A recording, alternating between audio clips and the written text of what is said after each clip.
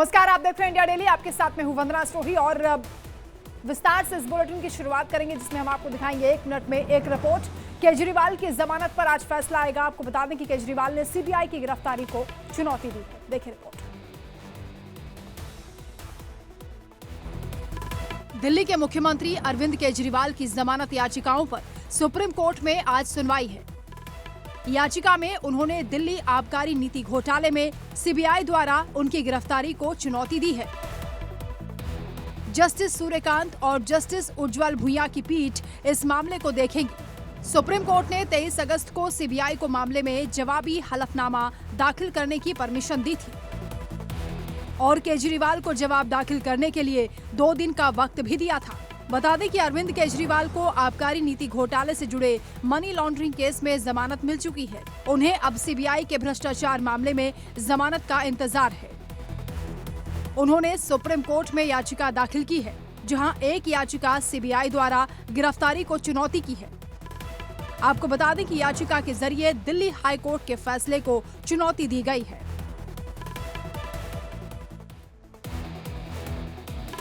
वहीं हरियाणा विधानसभा चुनाव को लेकर बीजेपी अपने प्रत्याशियों की पहली लिस्ट जारी कर चुकी है, जिसमें 67 सीटों के उम्मीदवारों के नाम की घोषणा की गई। आखिरकार काफी मंथन के बाद बीजेपी ने बुधवार रात 67 विधानसभा सीटों के लिए उम्मीदवारों की घोषणा कर दी। सत्ता विरोधी लहर रोकने के लिए पार्टी ने 40 सीटों से उम्मीदवार बदल दिए हैं। बता दें कि पार्टी ने 2 पूर्व सांसदों, 1 राज्यसभा सांसद और 27 नए चेहरों को मैदान में उतारा है। पार्टी ने 3 मंत्रियों समेत 8 विधायकों का टिकट काटा है। साथ ही 9 मौजूदा मंत्रियों और 4 पूर्व मंत्रियों को भी मौका दिया गया है। जजपा से बीजेपी में आए 3 विधायक और 2 नेताओं को भी उम्मीदवार बनाया गया है। पार्टी ने 2 बार से हारे उम्मीदवारों को भी टिकट नहीं दिया है। हरियाणा में बीजेपी के लिए एक व्यक्ति एक पद का सिद्धांत अपवाद हो गया है। पार्टी ने केंद्रीय मंत्री राव इंद्रजीत की बेटी आरती राव को अटेली और सांसद किरण चौधरी की बेटी श्रुति चौधरी को तोशाम से उम्मीदवार बनाया है। वहीं बीजेपी नेता कुलदीप बिश्नोई के बेटे भव्य बिश्नोई को आदमपुर से मैदान में उतारा है। बता दें कि पार्टी ने उन सभी को मौका दिया है जो कुछ दिन पहले दूसरी पार्टी छोड़कर बीजेपी में शामिल हुए थे। वहीं इंडियन ओवरसीज कांग्रेस के अध्यक्ष सैम पित्रोदा ने एक बड़ा बयान दे दिया है। उन्होंने नेता प्रतिपक्ष राहुल गांधी की जमकर तारीफ की है। सैम ने राहुल को उनके पिता राजीव गांधी की तुलना में ज्यादा समझदार भी बता दिया है। सुनिए।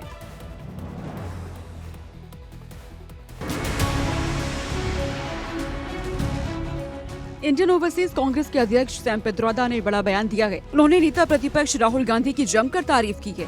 सैम ने राहुल को पिता राजीव गांधी की तुलना में ज्यादा समझदार भी बताया है। कांग्रेस नेता ने कहा कि राहुल राजीव की तुलना में अधिक बौद्धिक और रणनीतिकार हैं। आपको ये बता दें कि राहुल अगले हफ्ते अमेरिका का दौरा करने वाले हैं। एक इंटरव्यू में उन्होंने कहा कि राहुल गांधी में प्रधानमंत्री बनने के सारे गुण हैं। इंडियन ओवरसीज कांग्रेस के अध्यक्ष ने ये बीजेपी की उन टिप्पणियों को गलत बताया जिसमें राहुल की विदेश यात्रा के दौरान भारत का नाम खराब करने का आरोप लगाया गया। गांधी परिवार के लंबे समय से विश्वास पात्र रहे सैम पित्रोदा ने कांग्रेस नेता राहुल गांधी की जमकर तारीफ की है। उन्होंने राहुल को अपने पिता राजीव गांधी की तुलना में बेहतर नेता बताया है।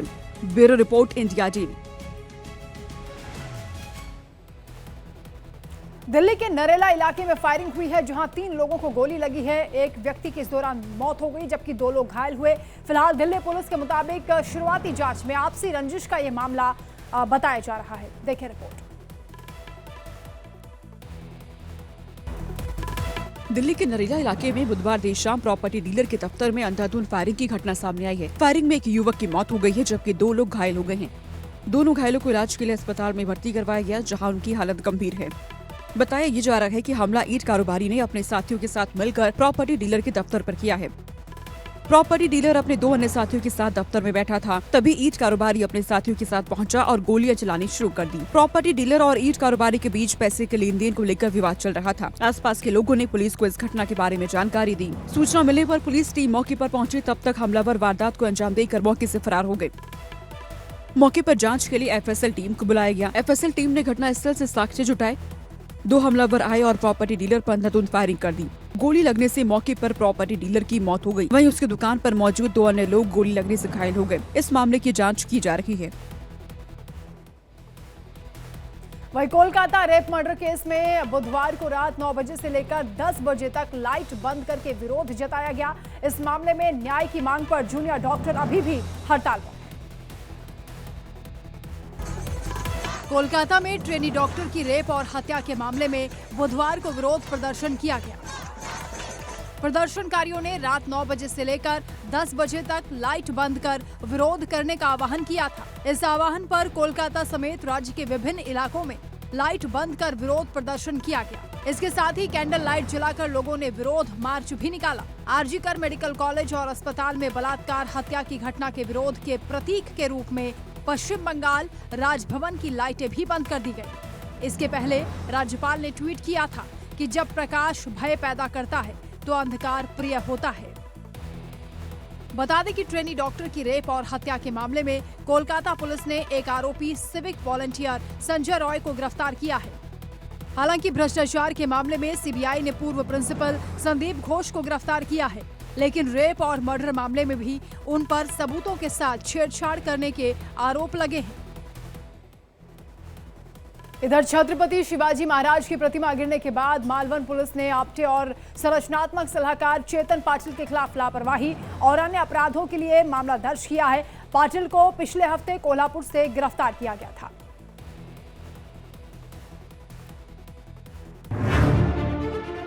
महाराष्ट्र के सिंधुदुर्ग में शिवाजी महाराज के 35वीं ऊंची प्रतिमा गिरने के मामले में कल्याण पुलिस ने मूर्तिकार ठेकेदार जयदीप आप्टे को बुधवार देर रात गिरफ्तार कर लिया। 26 अगस्त को मूर्ति गिरने के बाद से आप्टे फरार था। उसकी खोज के लिए पुलिस की 7 टीमें बनाई गई थीं। मुंबई, सिंधुदुर्ग, ठाणे, कोल्हापुर में उसकी तलाश लगातार की गई, लेकिन वो कल्याण में छिपा था। पुलिस ने मंगलवार को आप्टे के खिलाफ लुकआउट सर्कुलर भी जारी कर दिया था।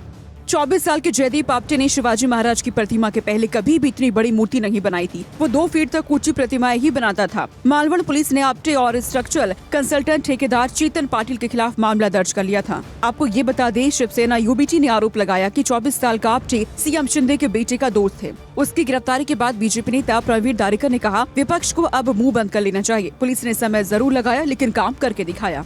Bureau report, India daily.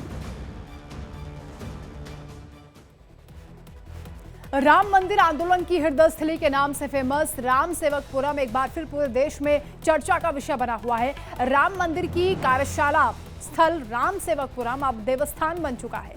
यहाँ दक्षिण भारतीय शैली में शिव मंदिर का निर्माण किया गया है और मंदिर के लिए जमीन राम सेवकपुरम में विश्व हिंदू परिषद ने मुहैया करवाई है।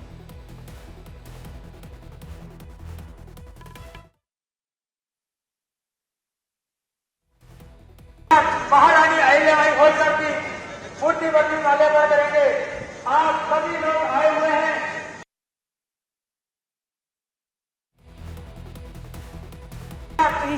और 24 सालों के बाद एक बार फिर संतों के सानिध्य में ये मंच सजाया जाएगा। इस स्थान पर सीएम योगी राम भक्तों को लेकर कुछ नया ऐलान भी कर सकते हैं। अयोध्या में राम सेवकपुरम राम मंदिर आंदोलन का प्रतीक माना जाता है। इधर लुधियाना की 6 साल की बच्ची अनायशा बुद्धिराजा ने संस्कृत के श्लोकों से जुड़ी 2 द्विभाषी किताबें लिखकर Guinness book of world record में अपना नाम दर्ज करा लिया है। लुधियाना की 6 साल की बच्ची अनायशा बुद्धिराजा ने संस्कृत के श्लोकों से जुड़ी 2 द्विभाषी किताबें लिखकर Guinness book of world records में अपना नाम दर्ज कराया है।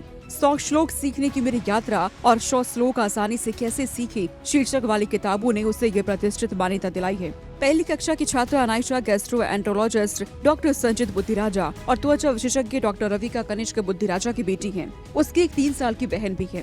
अनायशा का संस्कृत श्लोक सीखने का जुनून 8 महीने की उम्र से शुरू हुआ, जो उसकी दादी से प्रेरित था, जिन्होंने उसे श्री हनुमान चालीसा से परिचित कराया था। डॉक्टर रविका बुद्धिराजा ने कहा कि उनके परिवार की धार्मिक पृष्ठभूमि मजबूत है। जब भी अनायशा अपने दादा दादी से मिलने जाती थी तो वे उसे लोरी के रूप में श्री हनुमान चालीसा सुनाते थे। उन्होंने बच्चों को उनकी सांस्कृतिक जड़ों से जोड़ने के महत्व पर जोर दिया। साथ ही यह सुनिश्चित किया कि वे धर्म और संस्कृति की मजबूत भावना के साथ जीवन में आगे बढ़ें। Bureau report, India daily. इधर बुलडोजर एक्शन को लेकर मुख्यमंत्री योगी आदित्यनाथ और अखिलेश के बीच जुबानी जंग और भी ज्यादा तेज हो चली है।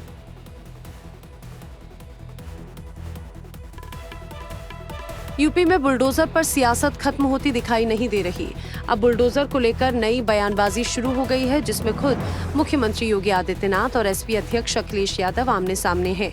बुलडोजर पर हमला बोलते हुए अखिलेश यादव का पहले बयान सामने आया, जिसमें उन्होंने कहा 2027 में समाजवादी पार्टी की सरकार बनने के बाद प्रदेश के सभी बुलडोजरों का रुख गोरखपुर की तरफ होगा। तो देर ना लगाते हुए मुख्यमंत्री योगी आदित्यनाथ ने भी अखिलेश के इस बयान पर पलटवार किया है। मुख्यमंत्री योगी ने कहा कि बुलडोजर पर हर आदमी का हाथ सेट नहीं हो सकता। उन्होंने कहा कि दंगाइयों के आगे नतमस्तक होने वाले लोग ये नहीं कर सकते और अखिलेश मुंगेरी लाल के हसीन सपने देख रहे हैं।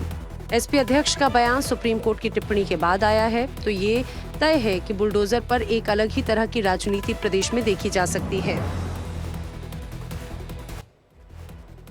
वहीं जम्मू कश्मीर के अनंतनाग में राहुल गांधी ने चुनावी शंखनाद किया तो उन्होंने बीजेपी पर इस दौरान जमकर हमला बोला। जम्मू कश्मीर में कांग्रेस ने अपना चुनावी शंखनाद कर दिया है, तो खुद कांग्रेस नेता राहुल गांधी ने सबसे पहले चुनावी रैली को संबोधित किया।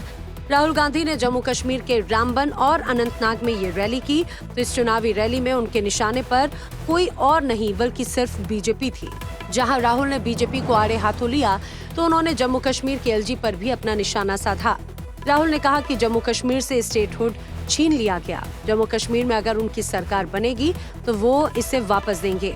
वहीं एलजी पर प्रहार करते हुए राहुल ने ये भी कहा कि यहाँ राजा का शासन है और यहाँ के राजा कोई और नहीं बल्कि एलजी मनोज सिन्हा है। राहुल यही नहीं रुके, उन्होंने पीएम मोदी, गृह मंत्री अमित शाह समेत अंबानी, अडानी पर भी निशाना साधा। राहुल ने कहा कि पीएम मोदी पहले छाती तान कर चलते थे, लेकिन अब वो कंधे झुका कर आते हैं। यहाँ तक कि इस बार संसद में पीएम अपने सर पर संविधान रखकर घुसे। वहीं अररिया के बीजेपी सांसद प्रदीप कुमार सिंह को नेपाल के मोबाइल नंबर से रंगदारी और जान से मारने की धमकी मिली है। धमकी जेल में बंद कुख्यात अपराधी दिनेश राठौर के भाई विनोद राठौर की ओर से दी गई। देखिए पूरा मामला। अररिया बीजेपी सांसद प्रदीप कुमार सिंह को जान से मारने की धमकी मिली है। ये धमकी नेपाल के एक नंबर से कॉल और मैसेज के जरिए दी गई। धमकी देने वाला कुख्यात अपराधी दिनेश राठौर का भाई बताया जा रहा है। सांसद प्रदीप कुमार सिंह को 2 बार धमकी भरा कॉल आया। नंबर अनजान होने के कारण सांसद ने कॉल नहीं उठाया, जिसके बाद उसी नंबर से धमकी भरा मैसेज भी उससे आया। मैसेज में लिखा था, ये मेरी आखिरी वार्निंग है, मेरे भाई दिनेश राठौर को जेल से छुड़ाओ और 10 लाख रुपए मेरे भाई को जेल गेट पर भेजो, नहीं तो अररिया जिले में कहीं भी किसी भी समय बम गोलियों से उड़ा दिया जाएगा। सांसद प्रदीप कुमार सिंह ने बताया कि उन्हें ये मैसेज 1 सितंबर को नजर आया। इसके बाद उन्होंने अररिया नगर थाने में इसकी लिखित शिकायत दर्ज कराई। सांसद का कहना है कि वो दिनेश राठौर और उसके गुर्गों के निशाने पर काफी समय से हैं। दिनेश राठौर अररिया और किशनगंज समेत पूरे सीमांचल इलाके का कुख्यात अपराधी है। उस पर हत्या, लूट और डकैती के 5 दर्जन से भी ज्यादा मामले दर्ज हैं। सुपरस्टार सलमान खान के घर पर फायरिंग करने वाले शूटर्स को जेल में अपनी जान का खतरा सता रहा है। ऐसा क्यों है, इस रिपोर्ट में आप देखिए।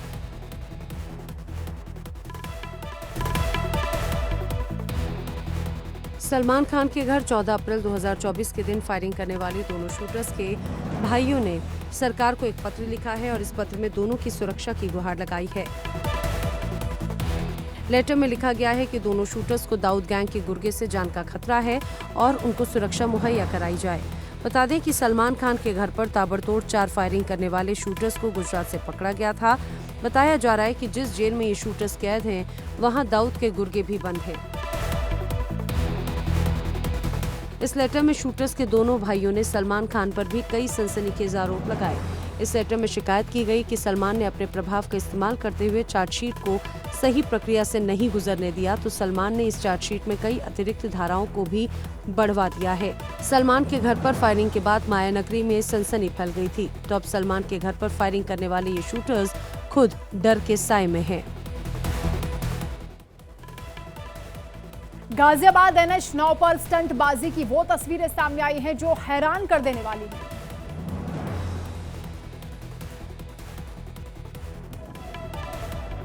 गाजियाबाद में नेशनल हाईवे पर मजिस्ट्रेट लिखी बोलेरो गाड़ी से स्टंटबाजी की तस्वीरें सामने आई हैं।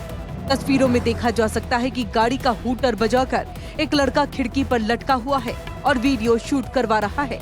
सोशल मीडिया में वीडियो वायरल होने पर ट्रैफिक पुलिस ने इसका संज्ञान लिया और जांच शुरू कर दी। वीडियो रात के वक्त का है और इसे नेशनल हाईवे 9 पर विजयनगर थाना क्षेत्र में बनाया गया है। वीडियो में दिखाई दे रहा एक सफेद रंग की बुलेरो गाड़ी रफ्तार में दौड़ी चली जा रही है, जिस पर मजिस्ट्रेट लिखा हुआ था। साफ है कि नेशनल हाईवे पर स्टंटबाजी और हुड़दंगबाजी की घटनाएं रुकने का नाम नहीं ले रही।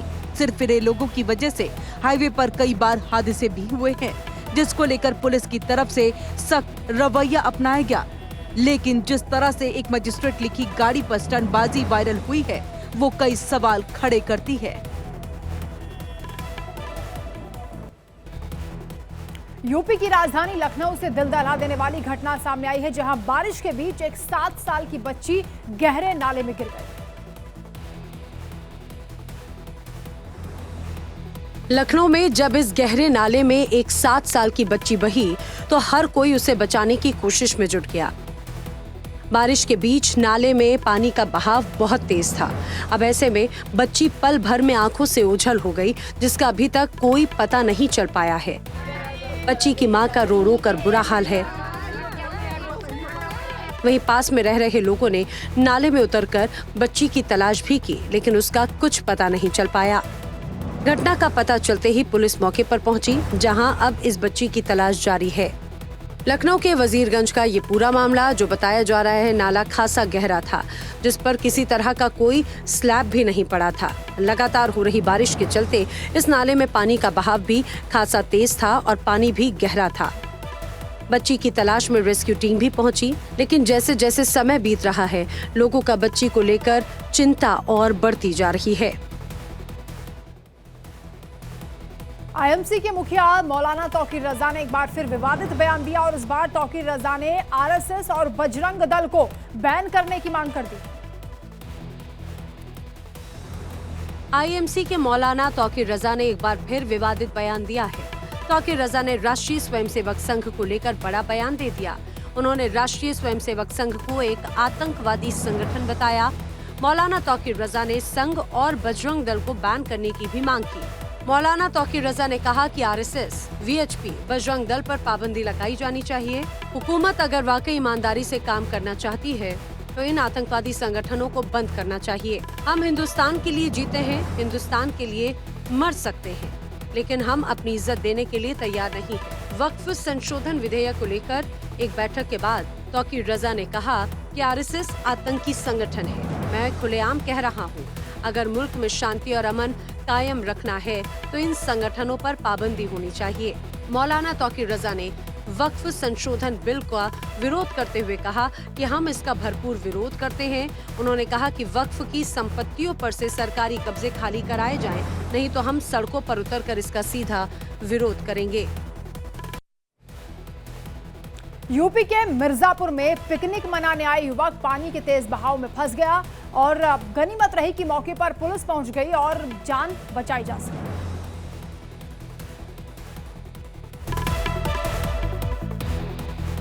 उत्तर प्रदेश के मिर्जापुर के लखनिया दरी वाटरफॉल पर पिकनिक मनाने आए युवक झरने में नहाते समय अचानक बहाव तेज होने के कारण फंस गए। इनमें से 2 युवक चट्टान के बीच फंस गए और इस घटना की जानकारी पुलिस को दी गई, जिसके बाद मौके पर पहुंची पुलिस ने 2 घंटे तक चले रेस्क्यू ऑपरेशन के बाद जलप्रपात में फंसे युवकों को सुरक्षित बाहर निकाला।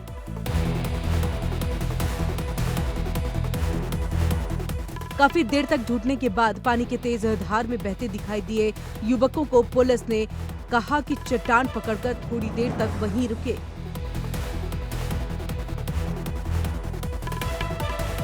और उसके बाद पुलिसकर्मी पहाड़ पर चढ़कर किसी तरह से रस्सी के सहारे रेस्क्यू ऑपरेशन किया। काफी कड़ी मशक्कत के बाद पुलिस ने जलप्रपात में फंसे युवकों को बाहर निकाला और उनकी जान बचाई। भारतीय क्रिकेटर रिंकू सिंह अपने परिवार और साथियों के साथ बागेश्वर धाम पहुंचे, जहां रिंकू सिंह बागेश्वर बालाजी सरकार के दर्शन कर उन्होंने माथा टेका और पूजा अर्चना की।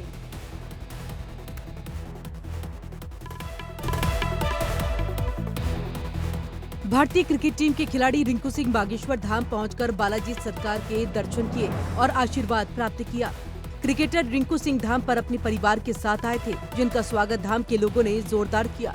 उनके साथ खिलाड़ी स्वास्तिक चुकारा, दिल्ली कैपिटल के प्लेयर और वर्तमान में रणजी ट्रॉफी उत्तर प्रदेश की टीम के खिलाड़ी भी पहुंचे थे। इस दौरान रिंकू सिंह के फैंस की भीड़ लग गई। रिंकू सिंह बालाजी सरकार के दर्शन कर मत्था टेक और पूजा अर्चना की। इस दौरान भारतीय क्रिकेटर रिंकू सिंह ने बागेश्वर बाबा धीरेन्द्र शास्त्री से भी मुलाकात की। उत्तर प्रदेश की राजधानी लखनऊ में यूपी T20 लीग चल रहा है। रिंकू सिंह इस वक्त यूपी T20 लीग में तहलका मचाए हुए हैं। रिंकू सिंह मेरठ मैवरिक्स की ओर से खेल रहे हैं। अभी तक खेले गए मुकाबलों में मेरठ मैवरिक्स की टीम बेहतरीन प्रदर्शन करती आ रही है और लीग का खिताब जीतने की प्रबल दावेदार भी मानी जा रही है।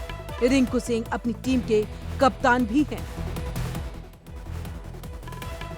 इंडिया गठबंधन के 5 सदस्य छतरपुर थाने पर पथराव के आरोपी हाजी शहजाद अली के हवेली का जायजा लेने पहुंचे और साथ ही आरोपी के परिवारों के साथ मुलाकात की। मध्य प्रदेश के छतरपुर में बीते दिनों कोतवाली थाने में पत्थरबाजी करने की घटना सामने आई थी। मामले में पथराव कांड के मुख्य आरोपी शहजाद हाजी अली को पुलिस ने गिरफ्तार करते हुए न्यायालय में पेश किया था। इस बीच प्रशासन ने आरोपी शहजाद हाजी अली के बंगले पर बुलडोजर चलाकर उसे तहस नहस कर दिया था। इस घटना के बाद इंडिया गठबंधन के 5 सदस्य हवेली का जायजा लेने छतरपुर पहुंचे और आरोपी के परिवार वालों से मुलाकात की। इंडिया गठबंधन की टीम के 5 सदस्य टीम शहजाद अली की आलीशान कोठी के पास पहुंचे, जहां पहुंचकर सभी नेताओं ने हवेली का जायजा लेते हुए परिवारों के साथ मुलाकात की और परिवार को सहानुभूति दी।